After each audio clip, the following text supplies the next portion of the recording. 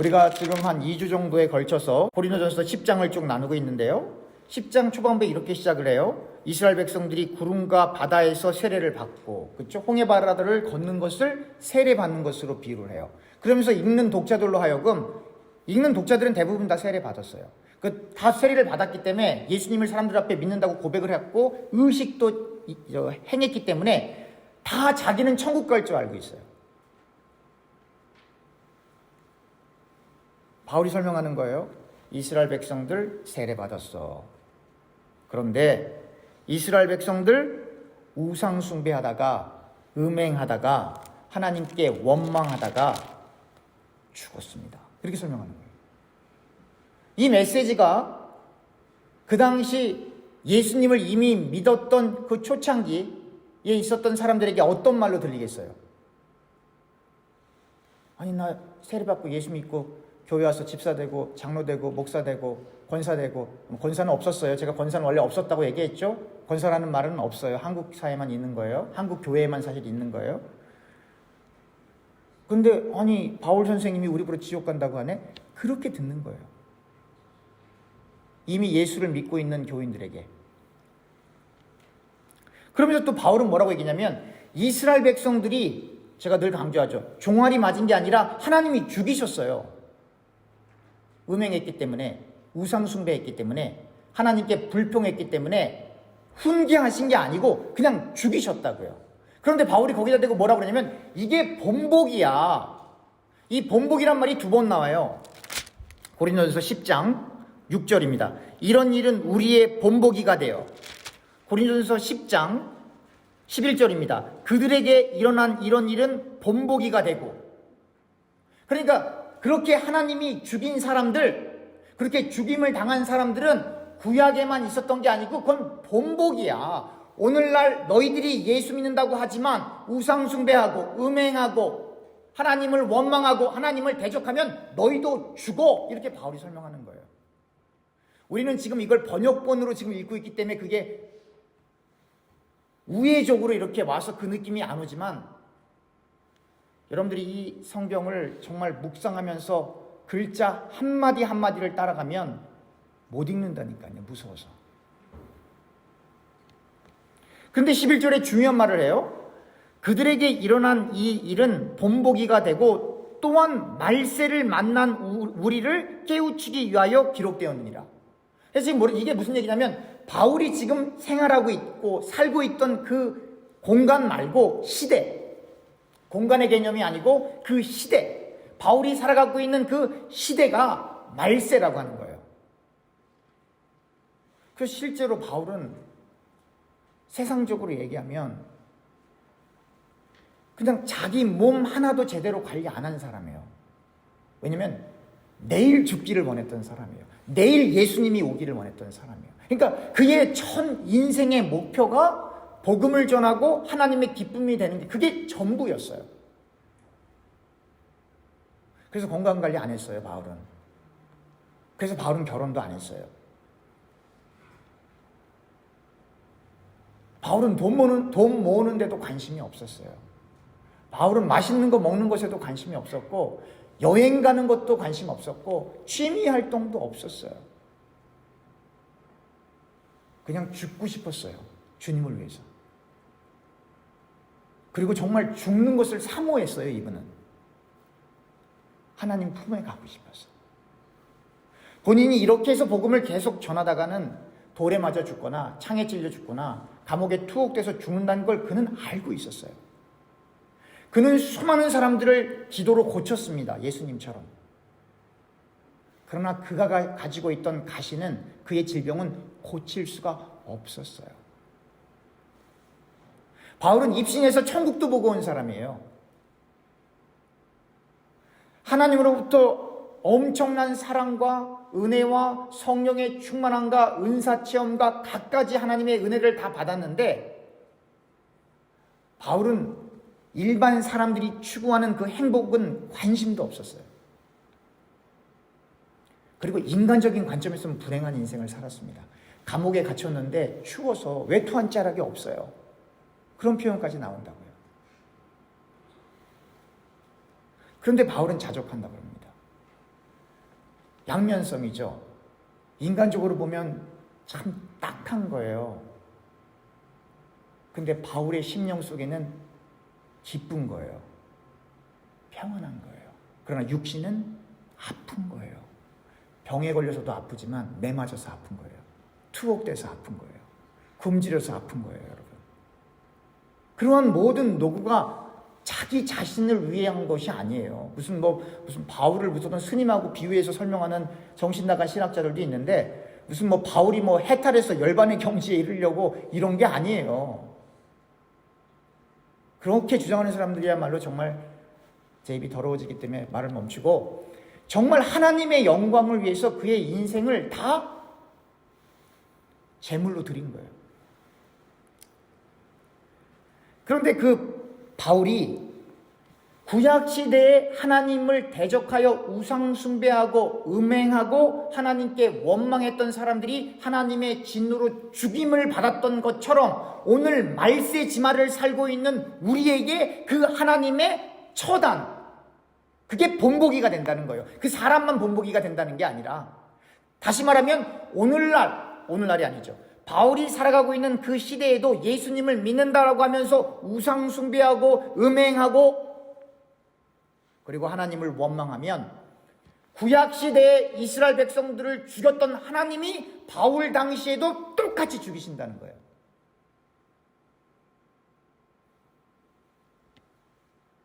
그래서 그 사도행전에 아나니아 삽비라 사건이 일어나는 거예요.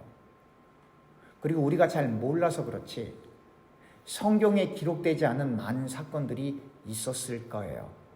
그러나 그런 내용들은 후대의 사람들이 다 알 필요가 없기 때문에 하나님께서 정경 66권에 넣어놓은 게 아니죠. 여러분, 구약시대에 있었던 그 하나님의 심판과 또 바울이 생각하는 그 구약시대의 심판이 다시 재현될 수 있다라고 하는 그 생각과 우리가 이 말씀을 정말 그대로 믿는다면 여러분들과 저도 똑같은 생각을 해야 돼요. 오늘날도 우리가 우상숭배하고 음행하고 하나님을 원망하면 구약시대의 불뱀에 물려 죽었던 이스라엘 백성들처럼 우리도 죽을 수 있구나. 이거를 생각을 해야 하나님을 진짜 경외할 수가 있는 거예요. 이 생각을 해야 정말 하나님을 경외할 수가 있는 거예요. 근데 사람들 그런 생각 안 하죠. 나 예수 믿는데 죽기는 왜 죽어? 천국 갈 거야. 그렇게 생각을 한다고요. 근데 바울은 그렇게 생각을 하지 않았어요. 그럼 이런 설명조차도 안 하죠. 그리고 13절에 이런 표현해요. 12절에 그런즉, 그렇죠? 그런즉 선줄로 생각하는 자는 넘어질까 조심하라. 바울이 이런 말을 해요. 나를 본받아라. 그럼 바울처럼 선줄로 생각하는 사람이 있겠어요? 없겠어요? 바울은 나를 본받아 이렇게 얘기한다고요. 근데 바울은 그렇게 말하기까지 수많은 고난과 역경을 경험합니다. 나의 잘남을 본받으라는 게 아니라 내가 예수님을 증거하다가 매맞은 걸 본받으라는 거예요. 나의 똑똑함을 본받으라가 아니라 내가 복음 전하다가 감옥에 투옥된 걸 본받으라는 거예요. 나의 잘된 배경이나 어떤 유익한 것을 본받으라가 아니라 복음 전하다가 헐벗고 매맞고 표류하고 오해받고 도망한 것을 본받으라는 거예요. 그럼 오늘날의 교회는 어떻습니까? 내가 하나님을 잘 믿었더니 좋은 학교 갔어요. 내가 하나님을 잘 믿었더니 부자가 됐어요. 내가 하나님을 잘 믿었더니 내 병이 나섰어요. 내가 하나님을 잘 믿었더니 내가 성공했어요. 복을 본받으라는 거예요. 그리고 간증하잖아요. 그래서 제가 여러분들에게 말씀드리잖아요.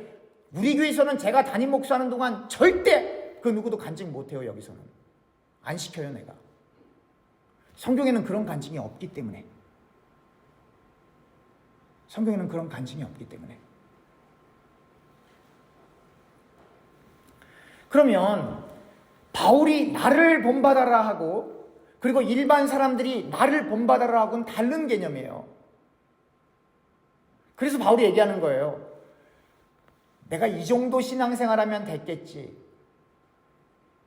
내가 이 정도 직분 받았으면 됐겠지. 조심하라는 거예요, 바울이. 천국은 직분으로 가는 게 아닙니다. 천국은 진짜 예수 믿어야 갑니다. 지난주 설교했던 것처럼 예수 믿는 사람은 반드시 그리스도의 향기가 나타나고 예수 믿는 사람은 반드시 성령의 열매가 맺힙니다. 삶 속에 그리스도의 향기와 성령의 열매가 없으면 죄송하지만 여러분들과 제 신앙을 점검해야 돼요.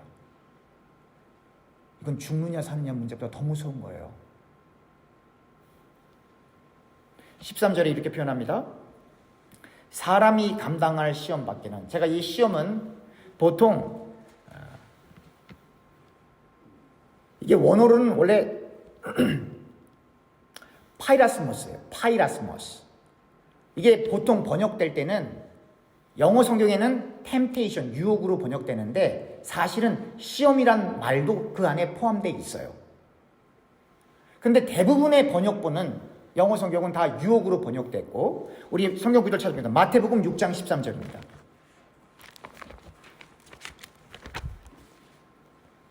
마태복음 6장 13절.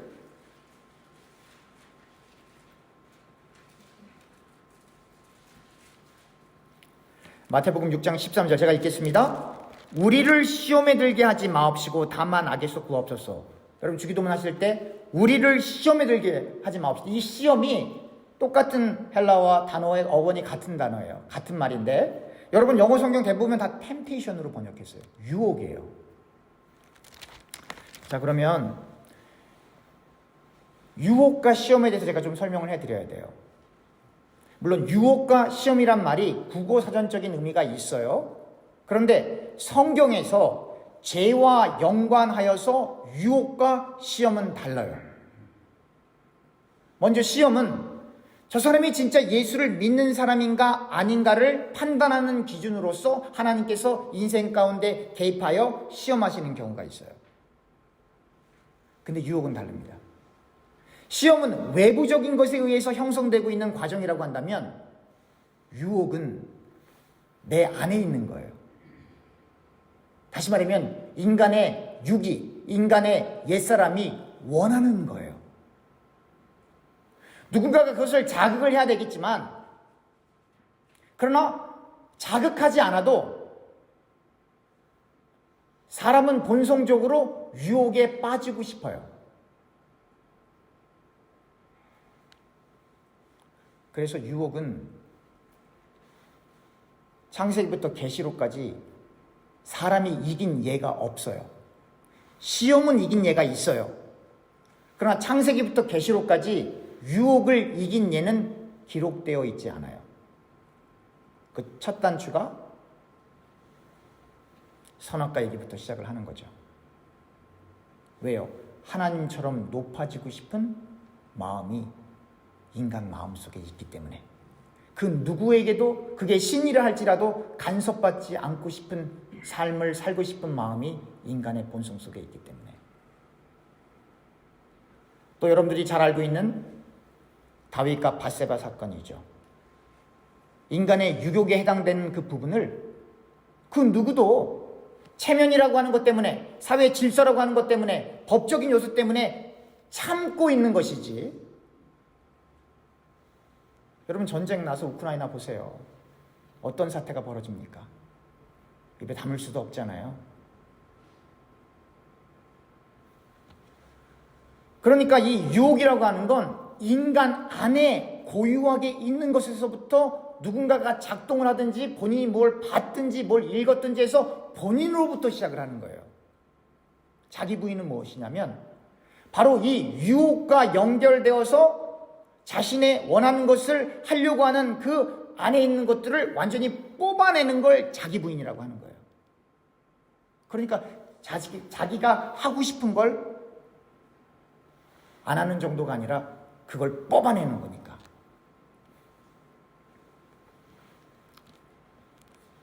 그런데 왜 이 유혹과 우상숭배하고 왜 관련이 있느냐? 우리가 지난주 그리고 지난주 살펴봤죠. 왜 이스라엘 젊은 남자들이 왜 이방 잡신을 섬기는 우상숭배하는데 왜 갔죠? 왜 갔어요? 누가 거기를 초대했어요? 이방 잡신을 섬기는 예쁜 여성들이 이스라엘 남자들한테 일로 오세요. 같이 예배 드립시다. 그리고 그분들을 모셔간 거예요. 이스라엘 남자들은 그 잡신에 관심이 없었어요. 이스라엘 남자들은 그 젊은 여자들에게 관심이 많았어요. 그러니까 구약 성경에 나오는 우상 숭배는 단순히 어떠한 특정한 다른 잡신을 쫓아간다라가 아니라 음행과 밀접하게 연관되어 있는 거예요. 그래서 하나님께서 인간에게 가정을 허락하신 거예요. 왜냐? 가정이 없으면 여자들은 잘 모르겠지만 남자들은 쉽게 음행을 쫓아가기 때문에. 그래서 사람을 지키기 위해서 하나님께서 그러한 제도를 에덴 동산에서부터 시작시키신 거예요. 처음부터.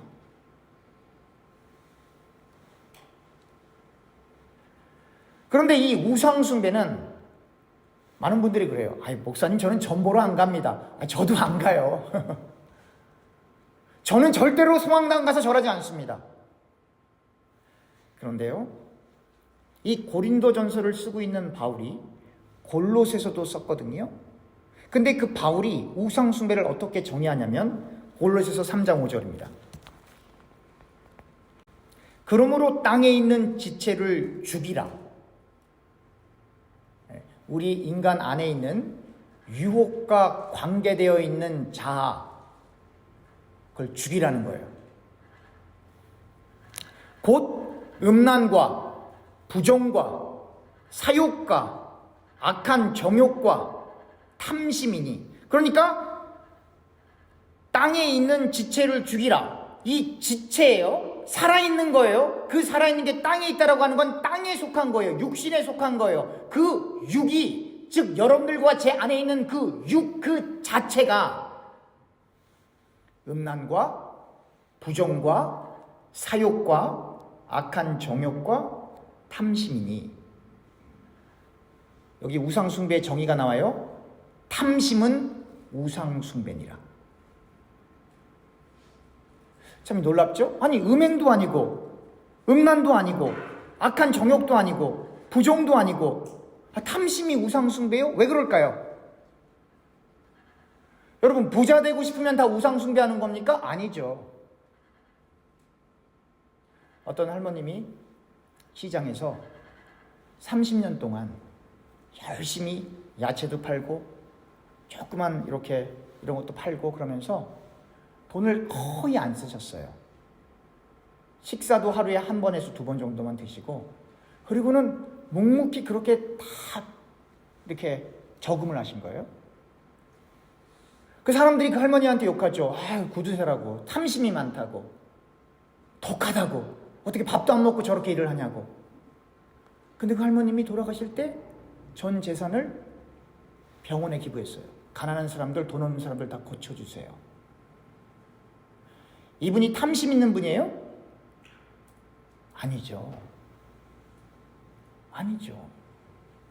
그럼 탐심이 뭐냐? 성경에서 말하고 있는 탐심이 뭐냐? 지금 읽었던 음란과 부정과 사욕과 악한 정욕을 하기 위해서는 돈이 있어야 돼요. 그러니까 돈을 모으는 목적이 내 육신적인 즐거움을 위해서 돈을 악착같이 모으고, 내가 다른 사람들 위해 우뚝 서서 세상 사람들이 하면 안 되는 행동들도 왕이 하면 누구도 터치를 못 하거든요. 재벌 회장님이 하시면 뭐 한마디 할 수 있어도 전혀 문제가 안 되거든요. 고소도 못 해요. 왜냐면 재벌 회장님하고 싸우려면 변호사를 사야 되는데 도저히 이길 수가 없거든요. 힘으로도 못 해요. 그 회장님 밑에는 또 무서운 무시무시한 아저씨들도 있으니까 웬만해서는 달려들지도 못한다고요. 다시 말하면 세상에서 하면 안 되는 일, 성경에서는 절대 안 되는 일, 그런 일을 합법적으로 하기 위해서 돈을 많이 모으고 돈을 사랑하는 걸 탐심이라고 하는 거예요. 그래서 우리 가운데는 탐심 있는 사람 한 명도 없어요. 한 명도 없어요. 탐심 있는 사람들은 교회 오지도 못해요. 교회를 왜 옵니까? 그분들이 안 오죠. 탐심 있는 사람들은 헌금도 못해요. 어떻게 헌금을 합니까? 못해요. 다른 사람 도와주지도 못해요. 그러니까 우상숭배와 탐심의 공통적인 건 뭐예요? 전부 다 누구를 위한 거예요? 나를 위한 건데 성경은 그걸 뭘로 표현하면 내 배를 위한 것이다 라는 표현을 쓰잖아요. 여러분 제발 부자 되세요. 돈 많이 모으세요. 그리고 하나님의 영광을 위해서 멋있게 쓰세요. 저도 할 수 있으면 돈 많이 벌 겁니다. 그래서 하나님께 영광을 드리는 데 쓸 거예요. 왜 아멘이셔요? 제가 돈 많이 번다니까 기분 나쁘세요? 여러분들의 자녀들도 부유하게 살면 좋아요. 그러나 탐심은 안 되는 거예요.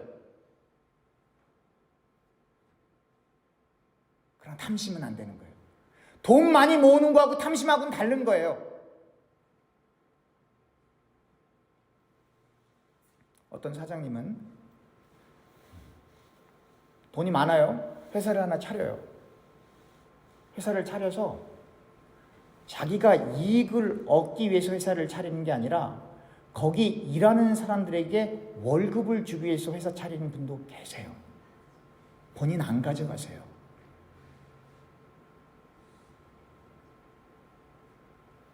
어떤 스토어에서는 임플로이들이 다 장애가 있는 분들이에요.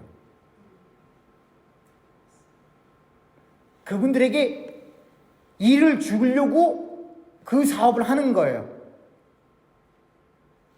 정신적인 아픔이 있는 사람들이 테라피 받고 약 먹고 완치 안 됩니다. 그 상태로 유지하는 거지. 그런데 정신분열증인 사람들도 리서치에 의하면 직업이 있는 경우에 병원으로 다시 안 가고 일상생활을 하는 경우가 많아요. 그런 사례들이 많아요. 소리는 들려요. 환청 들리는데 약을 먹어서가 아니라 의미 있는 일을 하고 그 의미 있는 일을 통해서 수입을 얻어가기 때문에 소리가 들려도 그걸 밀어내는 거예요. 무시할 수 있는 거예요.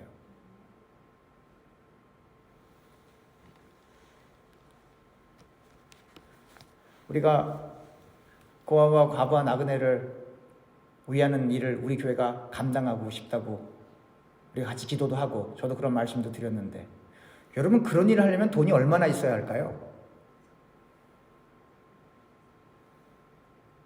여러분 그런 일을 하려면 우리가 얼마나 기도를 해야 할까요?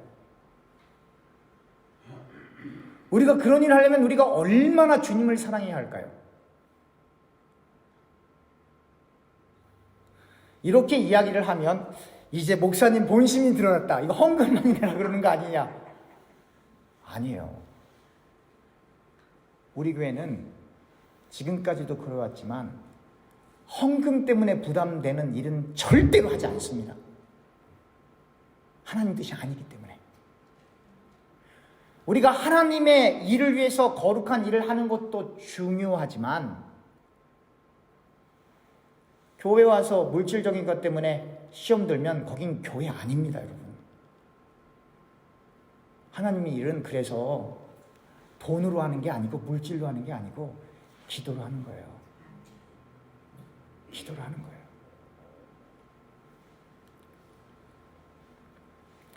다시 고린도전서로 돌아가면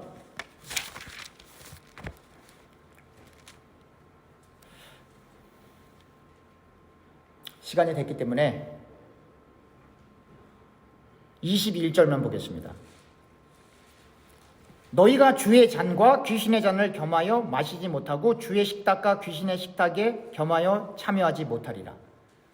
탐심을 가지고 인생을 살아가는 사람, 우상 숭배하는 사람은 결국 귀신의 잔을 마시는 사람인데 여러분 하나님께도 속하고 세상에도 속할 수가 성경은 없다 그래요.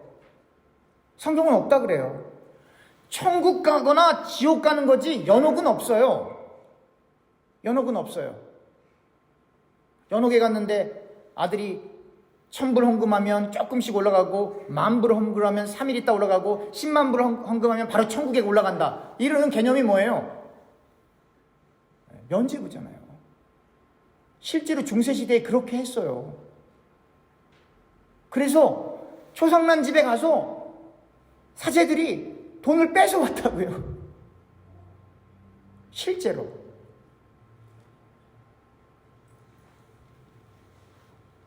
여쭙겠습니다. 천국은 헌금 많이 내야 가는 곳입니까? 아니죠. 천국은 똑똑해야 가는 곳입니까? 아니죠. 천국은 건강하고 강해야 가는 곳입니까? 아니죠. 우리 초등학교 때 주일학교 때 다 노래 배우셨죠? 돈으로도 못 가요 하나님 나라. 우리 다 배웠어요. 우리가 1970년대, 1980년대, 1960년대 제대로 된 신학을 배운 거예요, 사실은. 천국 무엇으로 가는 나라? 믿음으로 가는 나라. 선교사님들이 제대로 가르쳐 줬거든요, 우리한테. 그런데 교회가 세속화되다 보니까 다시 중세시대 타락의 시대로 다시 돌아가게 되는 거예요. 그러니까 하나님이 저 같은 쓸데없는 사람도 교회 앞에 이렇게 세우는 거 아닙니까? 하나님이 오직 답답하시면 저 같은 사람을 강단에 세우시겠어요? 말씀을 맺겠습니다. 귀신의 잔을 마시면서 그리스도의 잔을 마실 수 없어요. 탐욕 가지고 세상의 즐거움과 세상의 자랑과 안목의 정욕과 이생의 자랑을 추구하면서 나 예수님 믿어요. 아니요. 그 사람 예수 믿는 사람 아니에요. 자신의 배를 위해서 기독교라고 하는 종교를 이용하고 자신의 인기와 자신의 어떤 존경을 더 획득하기 위하여 더 인정받고 싶어서 쇼하는 거예요. 예수님 당시의 종교 지도자들처럼. 성경을 지식적으로 많이 알고 있을지는 몰라요. 그러나 예수님께서 말씀하시잖아요. 바울이 말하잖아요. 요한이 말하잖아요. 속지 마세요, 성도님들. 속지 마세요, 하나님의 백성들. 속지 마세요. 믿고 안 믿고는 열매로 드러나는 겁니다. 기도하겠습니다. 하나님, 우리가 진실로 하나님을 사랑하고 경외하며 우리의 모든 탐욕과 육신의 정욕과 음행과 잘못된 세계관과 잘못된 바램을 다 버리고 오직 주님만을 향하여 하나님 나라만을 향하여 하늘길을 걸어갈 수 있는 저와 사랑하는 하나님의 백성들 되게 하여 주시옵소서. 예수님의 이름으로 기도합니다. 아멘.